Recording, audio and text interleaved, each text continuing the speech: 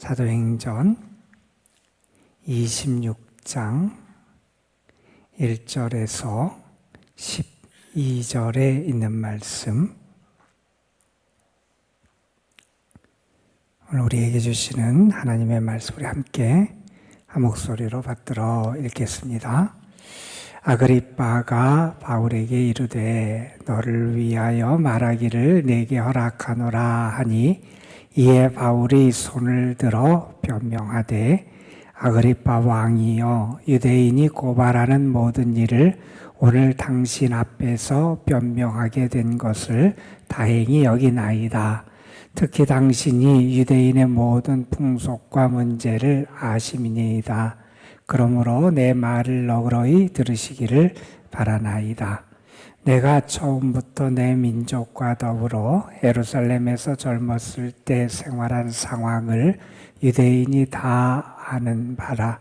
일찍부터 나를 알았으니 그들이 증언하려 하면 내가 우리 종교의 가장 엄한 바를 따라 바리새인의 생활을 하였다고 할 것이라.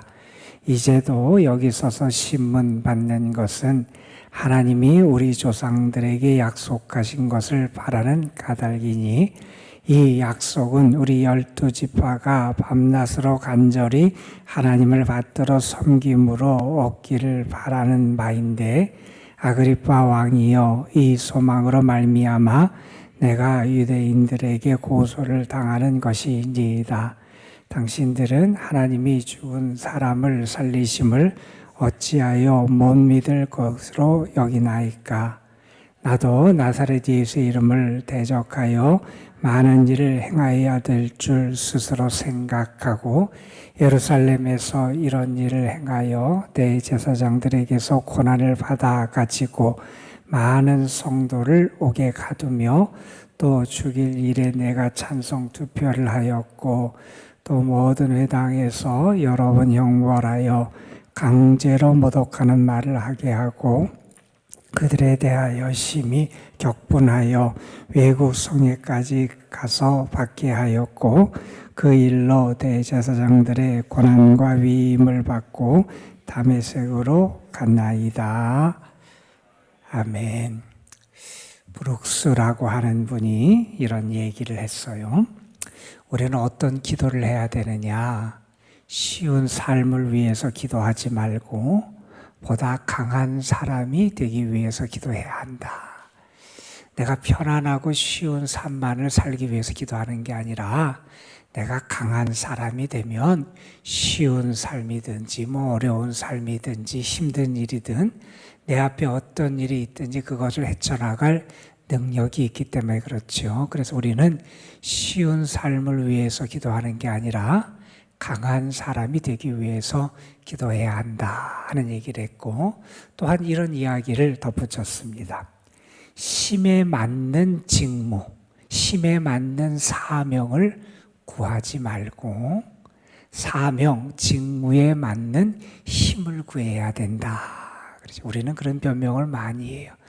내가 능력이 없다, 아니면 내가 뭐가 부족하다 그러는데, 우리가 구해야 될 것은 내 힘과 내 능력에 맞는 어떤 사명과 직무를 구하는 게 아니라, 하나님이 나에게 주신 사명, 직무에 맞는 그러한 힘을 하나님께 구할 수 있어야 한다 하는 거죠. 우리가 바울이라는 사람의 사명의 길을 보면 하나님께서 이렇게 역사하셨다 하는 것을 알게 돼요. 바울의 삶은 결코 쉬운 삶이 아니었잖아요. 너무나 어렵고 힘들고 주의 길을 가면서 수없이 고난과 핍박, 심지어 여러 번 죽을 뻔하는 위험을 겪었지만, 하나님은 어떻게 하셨느냐? 그 바울을 강하게 하셨어요. 감옥에 gat혔는데도 그 상황이 바울을 굴복하게 하지 못해요. 우리 같으면 어려움을 만나고 답답한 일 당하고 내 뜻대로 일이 이루어지지 않으면 주저앉고 낙심하고 원망하고 불평할 텐데, 그 어떠한 상황도 바울을 낙심케 하지 못해요. 우리가 알잖아요. 빌립보 감옥에 갇혔을 때도 바울과 실라는 하나님을 찬송하고 하나님께 기도해요. 그 어떠한 환경도 넉넉히 감당할 수 있는 능력을 주세요. 하나님의 역사하심이었어요. 바울이란 사람, 그가 자격이 없고 그가 많이 부족한 사람인데 하나님이 그에게 큰 사명을 주셨어요. 그런데 그에게 또 어떤 은혜를 주시느냐, 그 사명을 감당할 수 있는 능력도 그에게 주시더라는 거예요. 여러분, 지금 우리는 바울이 예루살렘에 도착해서 그곳에 있다가 유대인의 고소고발로 체포된 이후에 여러 번 재판을 받고 심문을 받는 그러한 과정을 읽고 있습니다. 여기에 보면 특별히 뭐가 강조되냐면 바울의 설교가 여러 번 등장을 해요.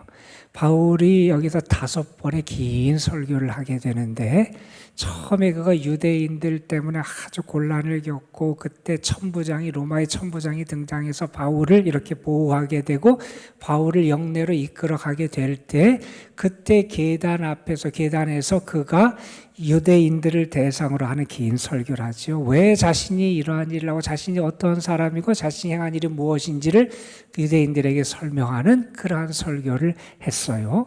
그 다음에 그가 어떤 일을 겪냐면 산헤드린 공의회 앞에 가서 설교를 해요. 이 천부장이 유대인들이 바울 때문에 고소하고 막 그러는데 자기가 판가름할 수 없으니 유대 산헤드린 공의회를 열어서 거기서 한번 재판을 해보자. 그래서 산헤드린 공의회가 열리고 거기서 바울이 또 재판을 받으면서 자기가 변호를 하게 되는데 그때 설교를 하게 됩니다. 그리고 세 번째, 우리가 본 대로 벨릭스라고 하는 총독 앞에서 그가 거기서 그 신문을 받는 가운데 자기의 삶, 자기가 걸어온 길, 그 모든 것을 말하면서 자기를 변호하며 설교한 일이 있게 됩니다. 그리고 우리 어제 본 말씀처럼 벨릭스 이후에 총독으로 부임했던 베스도라는 사람이 있지요. 그 베스도 총독이 예루살렘에 올라갔다가 유대인들이 바울을 고소하니까 바울을 예루살렘으로 이렇게 보내달라고 유대인들이 거기 압력도 넣고 제안도 하고, 그가 가이사랴로 다시 내려가서 유대인들, 너희들이 바울을 고소할 일이 있으면 가이사랴에 와서 재판을 하자. 그래서 가이사랴에 유대인들이 내려왔고 거기서 재판을 하는 과정에 바울이 또 한 번 변호하며 설교하는 4번의 설교를 그동안 우리가 살펴봤어요. 자, 바울이 그때 어떻게 했냐면 총독이 내가 예루살렘에 올라가서 다시 재판을 받겠느냐, 그럴 때 바울이 나는 로마 시민이고 나는 가이사에게 항소합니다. 가이사 앞에서 재판을 받겠습니다. 이렇게 제안을 하게 되고, 그래서 이제 바울이 가이사에게 재판을 받도록 이렇게 호송되는 절차가 그 다음에 벌어지게 되는데, 그 사이에 어떤 일이 있냐면 아그리빠라고 하는 분봉 왕이 여기 베스도 총독을 찾아오게 돼요. 그리고 베스도 총독이 그동안 벌어졌던 일에 대해서 설명을 하게 되고, 그래서 다시 한번 베스도 총독 그리고 아그리빠 왕 앞에서 바울이 재판을 받고 자신을 변호하는 장면이 벌어지게 돼요. 오늘 말씀 앞에 그러한 장면이 등장을 하게 됩니다. 앞에는 베스도 총독이 있어요. 로마의 총독이에요. 바울의 무고함을 알아요. 그러면 당연히 바울을 마땅히 죄가 없으면 풀어주는 게 마땅할 텐데, 유대인의 눈치를 보면서 바울을 풀어주지 못하는, 어떤 의미에서 바른 정치를 하지 못하는 그런 총독이 눈앞에 있어요. 그리고 그 옆에는 누가 있느냐? 아그리빠라고 하는 분봉 왕이 있어요. 이 사람은 헤롯 아그리빠 1세의 가들인데, 이 사람은 어떤 사람이냐? 그의 아내가 사실은 자기 친누나예요. 친누나가 다른데 시집을 갔다가 그 결혼이 파탄이 나게 되고 다시 돌아왔는데, 자기 친누나와 함께 생활을 하는, 어떤 면에서 참 바람직하지 못한 모습을 보여주는 그러한 그 사람이 그 앞에 있어요. 그리고 그는 로마의 눈치를 보면서 그 사람들에게 의해서 자신의 삶의 정치가 흔들리는 그러한 분봉왕이 그 앞에 있어요. 그리고 그 옆에 누가 있느냐? 유대인들이 있어요. 자, 어떻게 보면 바울 입장에서 보면 참 답답한 사람들 앞에서 지금 자신을 변호해야 되는 상황이에요. 우리 같으면 참, 어떻게 저런 사람들이 내 앞에 있고 내가 저런 사람들 앞에서 내 자신을 변호해야 되느냐라고 하면 화가 나기도 하고 아마 기분도 상당히 상했을지 몰라요. 그런데 바울은 그 시간을 어떠한 기회로 삼냐 하면 자신을 변호하고 자신의 무죄함을 나타내는 게 아니라 복음을 전하는 그러한 기회로 삼고 있음을 우리가 또다시 보게 됩니다. 언제나 바울은 그랬어요.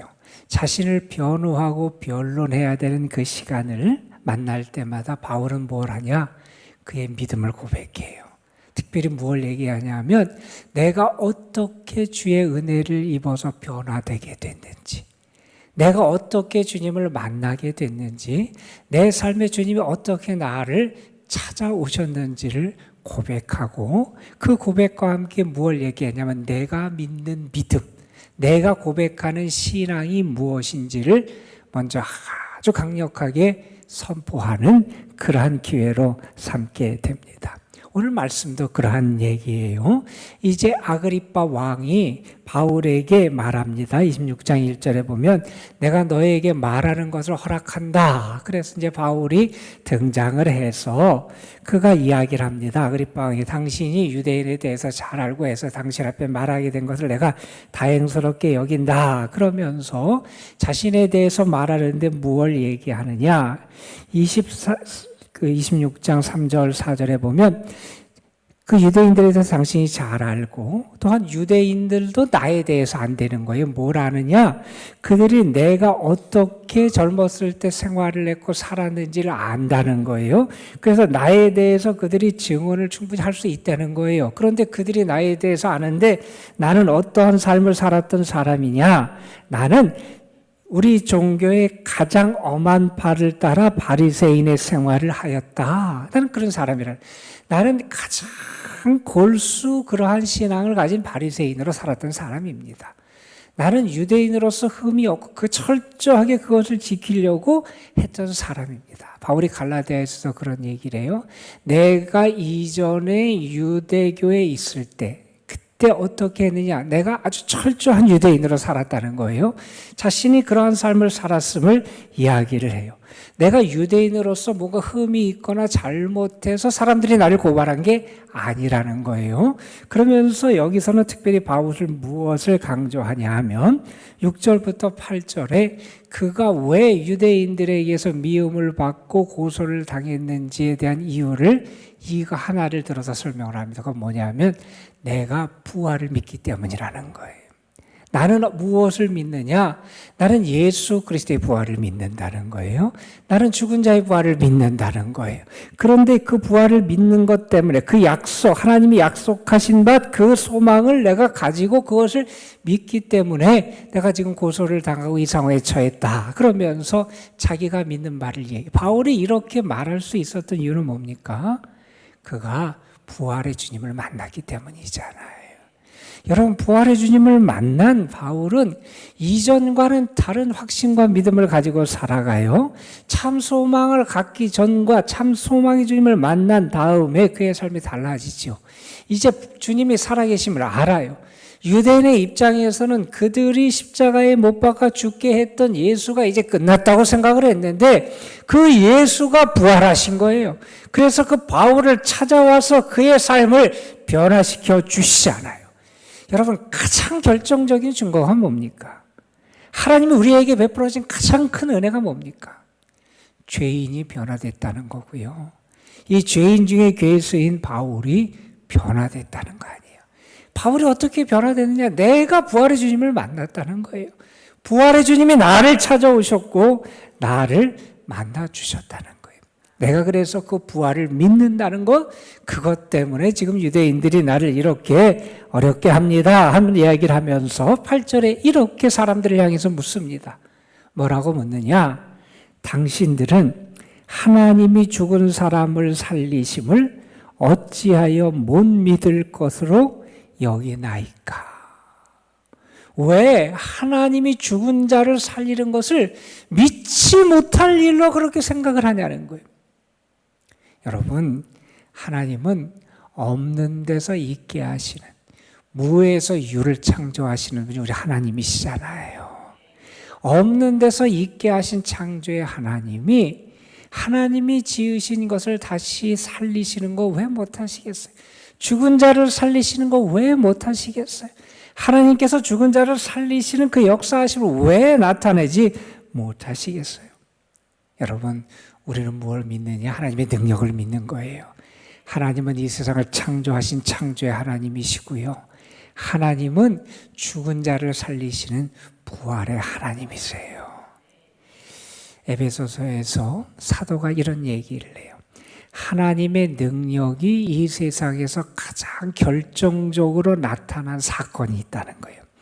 여러분 생각할 때 뭐가 하나님의 능력이 이 세상에서 가장 결정적으로 나타난 사건이라고 생각하세요? 거기서 사도는 에베소서에서 이런 얘기를 합니다.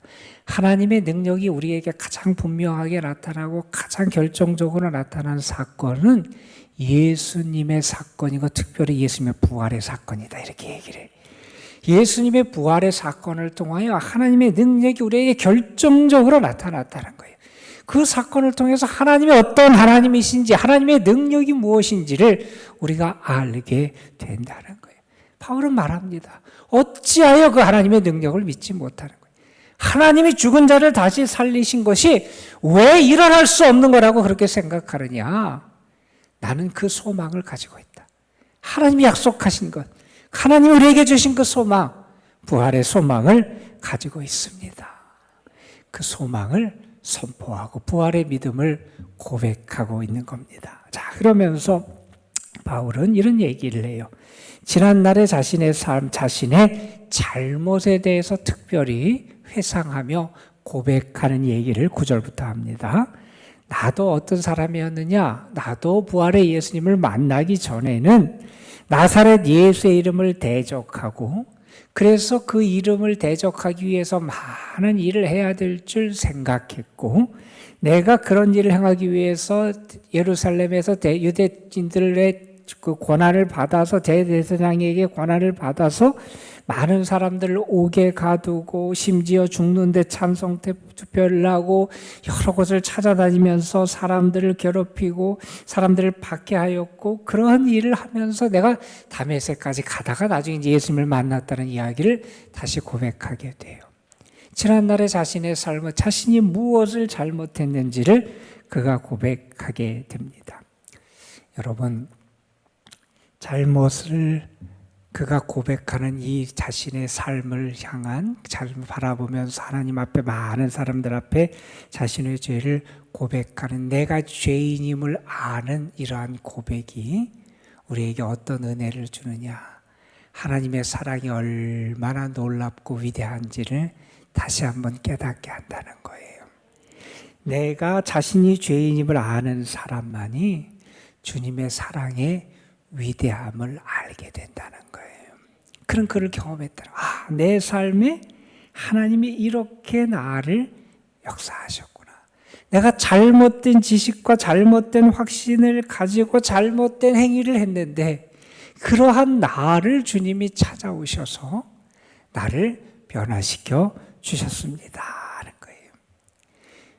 어느 분은 이러한 바울의 자신의 삶을 바라보는 이러한 관점, 시선을 이렇게 표현하더라고요. 바울은 자신의 삶을 어떻게 다시 해석하고 바라보고 있느냐?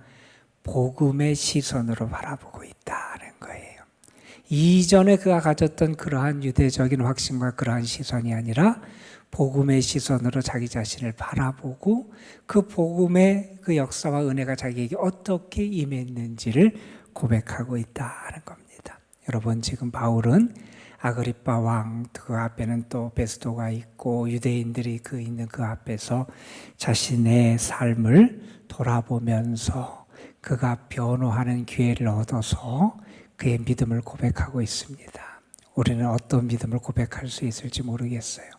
여러분은 정말 하나님의 살아계심을 믿는지, 여러분도 정말 부활의 주님을 만나서 부활의 주님의 나를 변화시켜 주셨습니다. 어떠한 삶의 자리에서도 내가 그것을 고백하고 내가 증언할 수 있는 삶을 살아가는지, 내가 가진 믿음을 정말 온전하게 담대히 선포하고 고백할 수 있는지, 바울의 모습을 보면서 우리 자신의 모습을 돌아보게 됩니다. 우리도 그래요. 우리가 왜 달라질 수 있었느냐? 주의 사랑과 은혜를 입었기 때문이잖아요. 부활의 주님이 나를 찾아오시고 나를 변화시켜 주셨기 때문이잖아요. 여러분의 삶에 그 주님의 은혜가 오늘도 함께하고 이전의 삶으로가 아니라 새로운 변화된 삶으로 계속 주를 위해 살아가고 오늘도 주의 사명 감당하는 여러분의 삶이 되시기를 주님의 이름으로 축원합니다. 기도하시겠습니다.